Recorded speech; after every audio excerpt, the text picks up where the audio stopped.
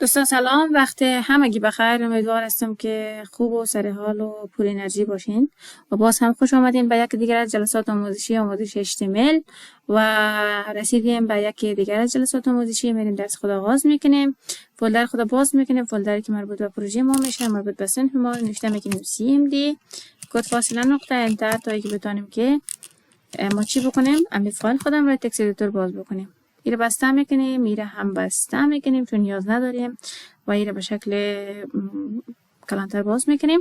موضوعی که باقی مانده از منظر به سایت WT School موضوع آیدی و کلاس هست امروز که ما از آیدی و کلاس چطور استفاده میکنیم. دوستان عزیز، آیدی چی است و کلاس چی است؟ کلاس دوستان عزیز میریم و در خود سایت WT School به شما نمایش میدیم. کلاس عبارت از یک اتریبیوتی است، عبارت از یک مشخصه هست که به خاطر اینکه ما بتونیم یک استایل، یک خصوصیت بالای چندین الیمنت در داخل یک صفحه اپلای بکنیم یا اجرا بکنیم، ما چی میکنیم؟ از کلاس استفاده میکنیم که میریم و ایره در و آیدی چی است؟ آیدی عبارت از اتریبیوت یا مشخصه است که ما به خاطر این یک چیز یونیک هست ما چطور میتونیم از آیدی استفاده بکنیم. آیدی زمان استفاده میکنه که ما بخوایم که یک استایل، یک خصوصیت یا یک پروپرتی را بالای فقط یک الیمنت در داخل یک صفحه چی بکنیم و را اپلای یا اجرا بکنیم. میریم و به شکل عملی کار میکنیم در داخل تکست ادیتور خود. ما اینجا دوستان عزیز یک دیو ایجاد میکنیم. در داخل از این دیو ما چی میکنیم؟ یک فرض کنین ما یک تگ h2 ایجاد میکنیم، تگ h2 و در داخل از این نوشته میکنیم که مثلا چی باشه؟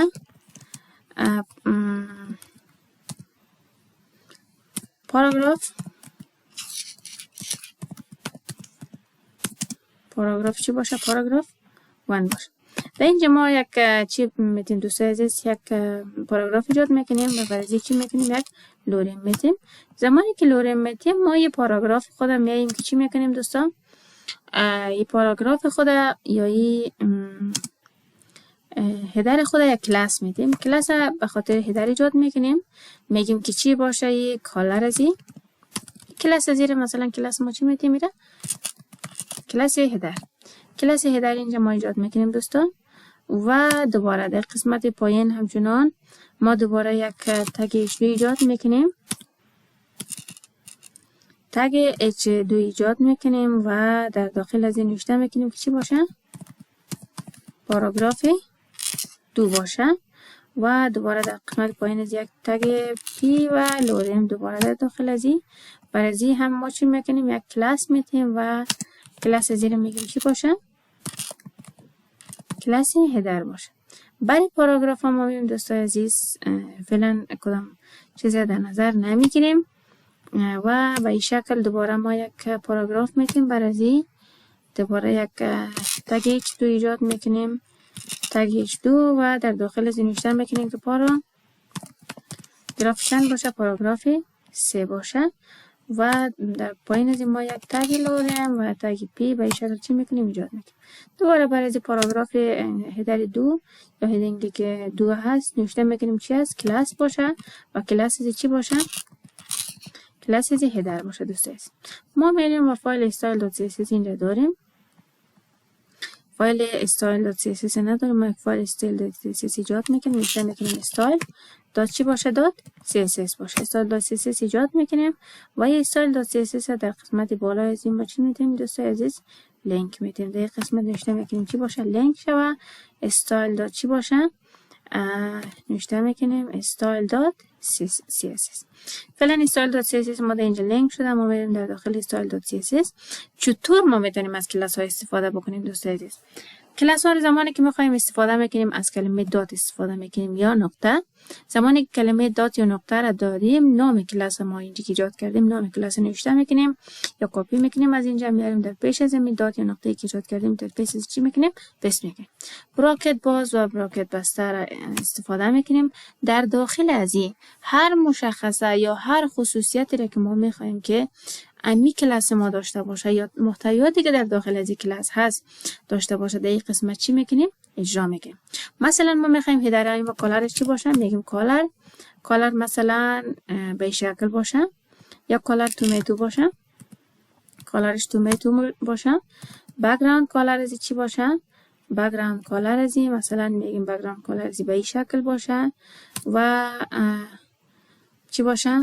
فونت نخیر فونت داش فامیلی ازی چی باشه دوستای عزیز؟ فونت فامیلی ازی به این شکل باشه و فونت سایز ازی چی باشه؟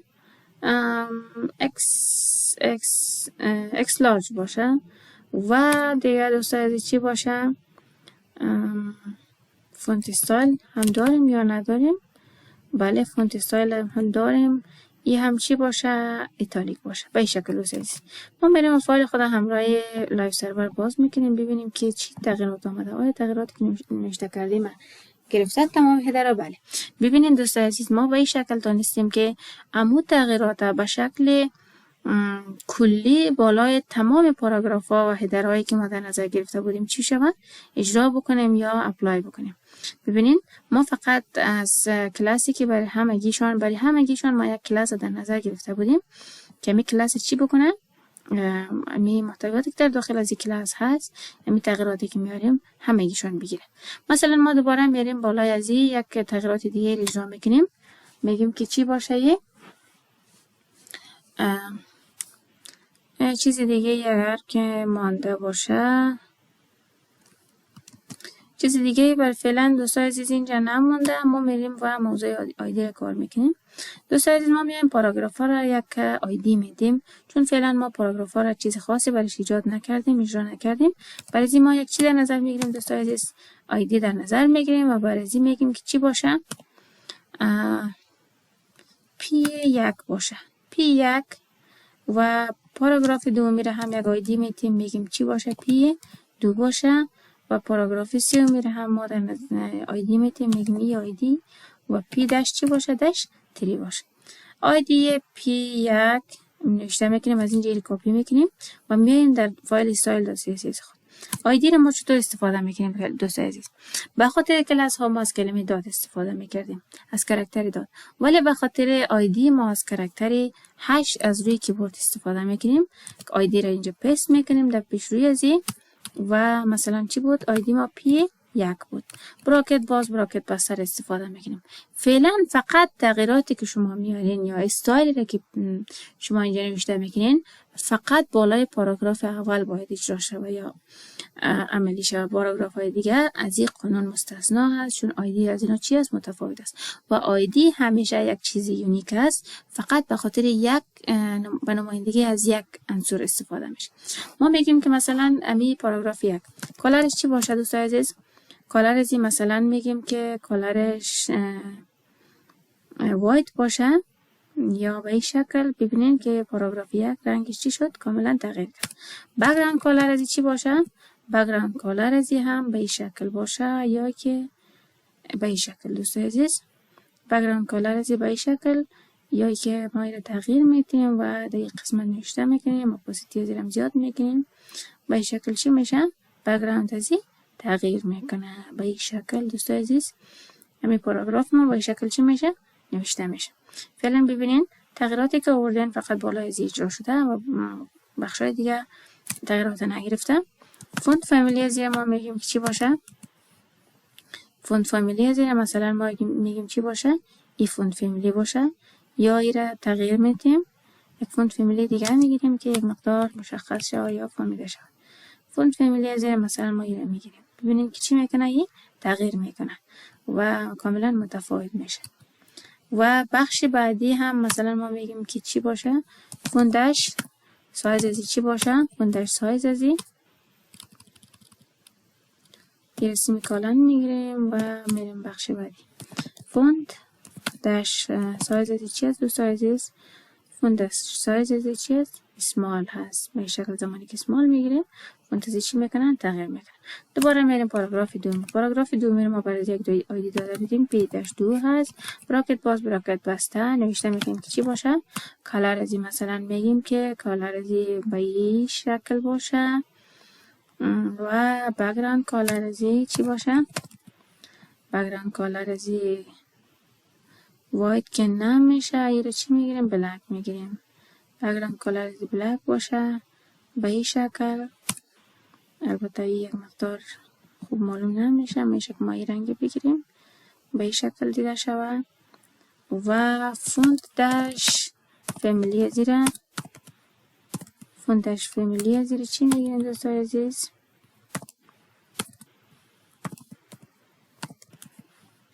فونت داش فامیلی زیره این فونت فامیلی رو میگیریم و فونت سایز زیره همچی میگیریم تغییر میدیم. فونت سایز زی همچی باشه، میدیم باشه یا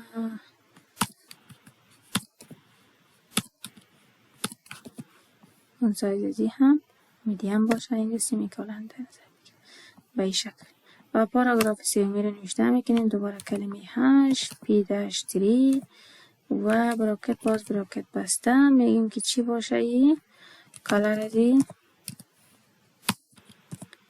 کالر ازی میگیم که به این شکل باشه و بک‌گراند کالر ازی چی باشه دوستای عزیز؟ بک‌گراند کالر ازی به این شکل باشه و دیگه چی باشه دوستای عزیز؟ فونت داش استایل ازی چی باشه؟ ببینیم میشه از چی رقم است یا دی است کاملا ایتالیک باشه و فوندش سایز چند است دوستای عزیز؟ این هم میشه پیکسل بگیریم میگیم چی باشه؟ 20 پیکسل باشه. به شکل چی میکنه؟ سایز تغییر میکنه. و فوندش فامیلی از چی میشه دوستای عزیز؟ فوندش فامیلی از این هم میشه که یک کسی تکساری بگیریم و این شکل چی میشه دوستای عزیز؟